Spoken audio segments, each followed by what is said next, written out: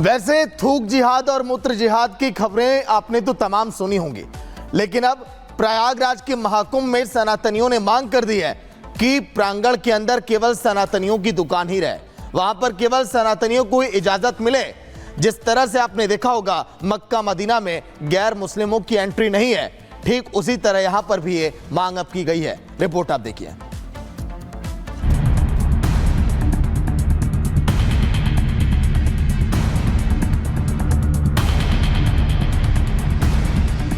प्रयागराज में होने वाले महाकुंभ को लेकर तैयारियां जोर शोर से चल रही हैं। देश दुनिया से आने वाले संतों को बेहतरीन सुविधाओं के साथ आस्था के इस पर्व को सुखमय बनाने के लिए प्रशासन दिन रात एक कर रहा है। इस बीच महाकुंभ को लेकर संत समाज की ओर से बड़ी मांग उठी है, जो कि तेजी से सुर्खियां बन रही है। मामला महाकुंभ स्थल पर गैर सनातनियों के प्रवेश को लेकर है, जिस पर अखाड़ा परिषद की मांग है कि महाकुंभ परिसर में गैर सनातनियों को दूर रखा जाए। अखाड़ा परिषद की इस मांग पर संत समाज एकजुट हो रहा है। संतों की इस मांग का बागेश्वर धाम के पीठाधीश्वर पंडित धीरेन्द्र शास्त्री ने भी समर्थन किया है। भाई हमारे सनातन धर्म का महाकुंभ, हमारे संतों की महिमा, त्रिवेणी संगम की महिमा हम सब जानते हैं। हमारे शंकराचार्य अखाड़ा परिषद जो निर्णय लेंगे हम उसमें सहमत हैं। अगर वो ये रोक लगा रहे हैं तो ये सही है। संतों की मांग को उचित ठहराते हुए बाबा बागेश्वर ने कहा कि अन्य धर्मों में भी इस तरह की व्यवस्थाएं मौजूद हैं। जैसे इनका कोई आयोजन होता है, जैसे इनका मक्का मदीना है, वहाँ पर तो सनातनी हिंदुओं की दुकानें नहीं है, वहाँ तो आप लोगों को जाने नहीं मिलता ना।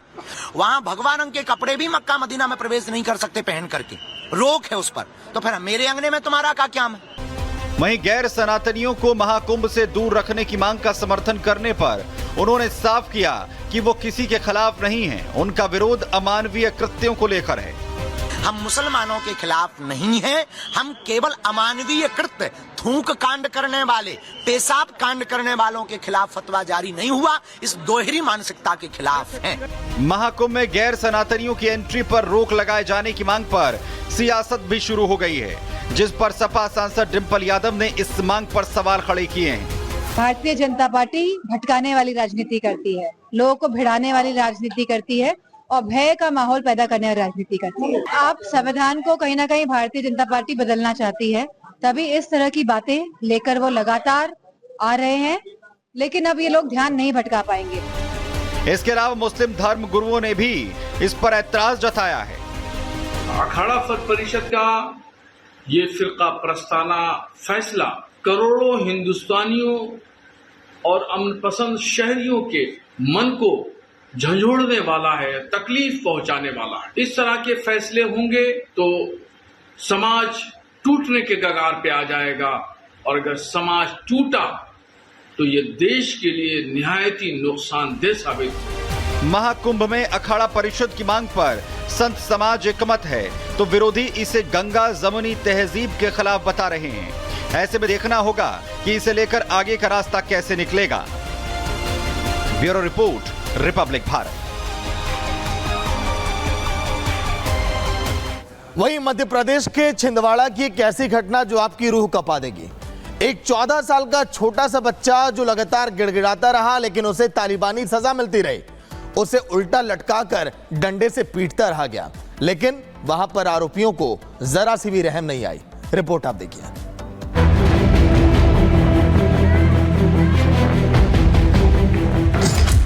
चौदह साल के मासूम से हैवानियत,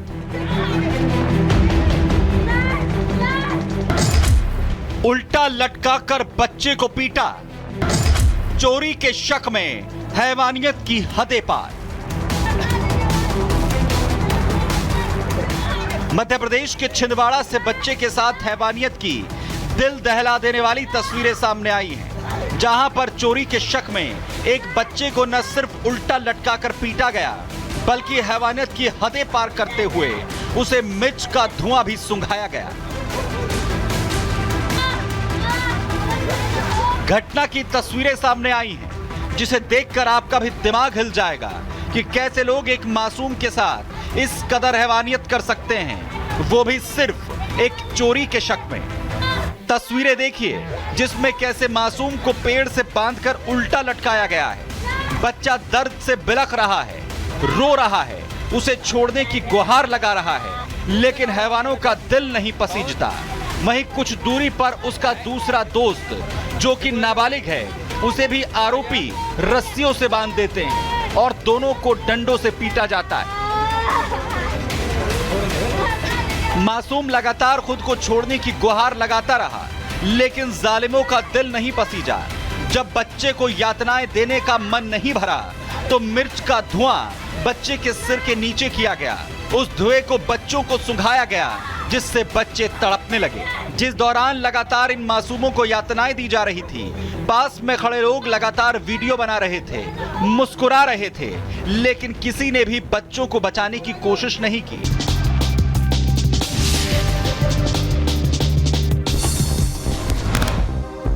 दिल्ली के नांगलोई में फायरिंग से मचा हड़कंप। प्लाईवुड की दुकान पर बदमाशों ने की कई राउंड फायरिंग। हमलावरों ने पर्ची फेंककर 5 करोड़ की मांगी थी रंगदारी। पुलिस मामले की जांच में जुटी है।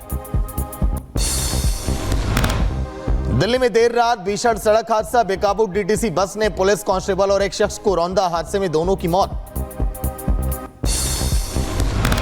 दिल्ली के जहांगीरपुरी में 2 गुटों में हुआ पथराव। वायरल वीडियो पर पुलिस ने लिया संज्ञान। जम्मू कश्मीर के राजौरी में गहरी खाई में गिरी सेना की गाड़ी। हादसे में 2 जवान घायल, अस्पताल में कराया गया एडमिट।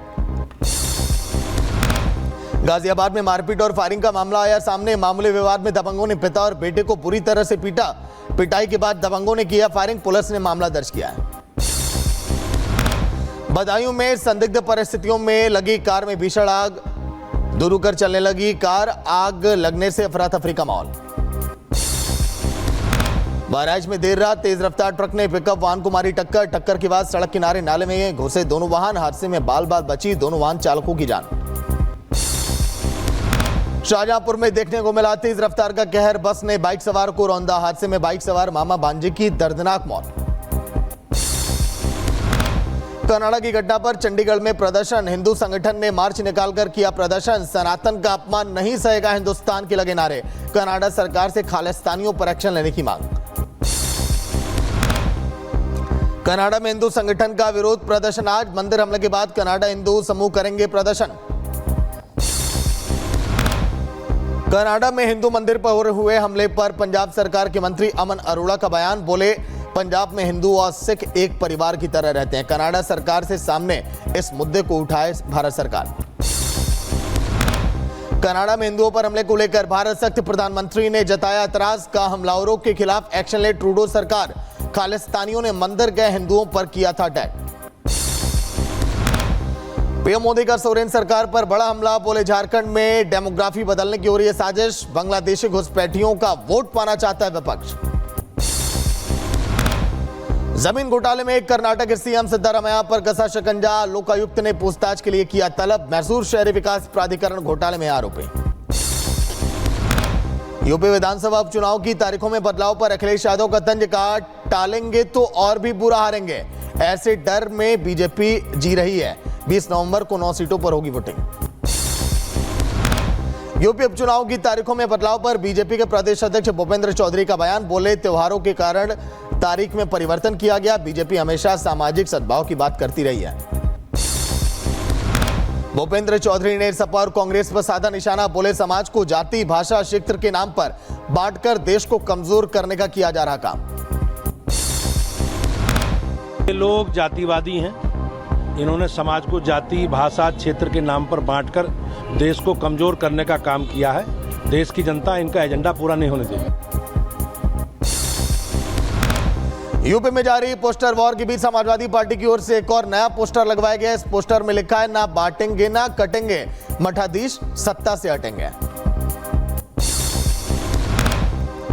आंध्र प्रदेश के उप मुख्यमंत्री पवन कल्याण ने अपनी गठबंधन सरकार पर भड़के। बोले अपराधियों के खिलाफ योगी सरकार जैसा एक्शन ले रही है ठीक। आज से झारखंड की चुनावी दौरे का आगाज करेंगे सीएम योगी। जमशेदपुर में भरेंगे हुंकार। कोडरमा, हजारीबाग और जमशेदपुर में जनसभा को करेंगे संबोधित। रक्षा मंत्री राजनाथ सिंह का झारखंड दौरा। लोहरदगा में करेंगे चुनावी सभा। एनडीए प्रत्याशी के पक्ष में करेंगे वोट की अपील। आरएसएस नेता इंद्रेश कुमार का वक्फ बोर्ड पर बयान। बोले कि वक्फ बोर्ड हिंदू और मुसलमान का विषय नहीं है। वक्फ बोर्ड के बारे में मुसलमानों की शिकायतें हैं, हिंदुओं की शिकायतें नहीं है। झारखंड की सीएम हेमंत सोरेन ने चुनाव प्रचार के दौरान बीजेपी पर लगाया आरोप, बोले कि बीजेपी ने हमें काम करने से रोका, जेल में डाल दिया।